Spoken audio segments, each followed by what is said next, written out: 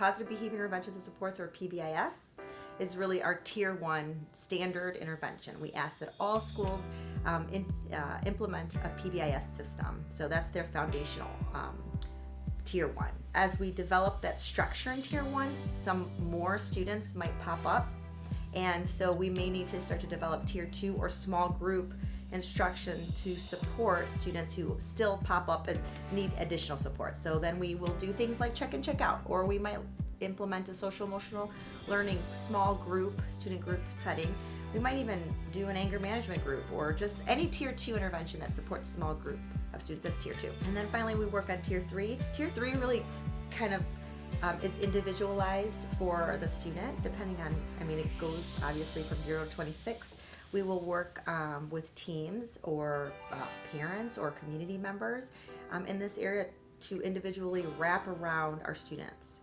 Our individual students will have a plan in place for how to handle very disruptive behaviors, or how to address the very specific needs that the individual student will have. Another piece, or another project, I guess, that is going to layer on and support the MTSS system is our K-12 support team.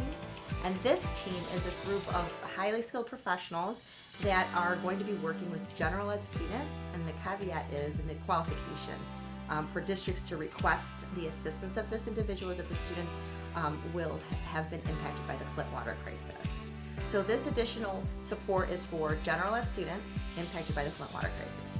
And when a superintendent or designee is aware that there is a student having some behavioral issues or speech issues or academic issues, we will have a team to be able to support those additional layers of the MTSS already established system. Will be able to support those students impacted by the Flint water crisis a little bit more. We do have a link, a Google link, that is a request for assistance, and so superintendents or designees are able to click on the link, and they can just go through and request the assistance. And we're also going to embed some of our ASD supports within that request as well. So we're really going to be able to support our locals and our public school academies in kind of like this holistic continuum, which is great.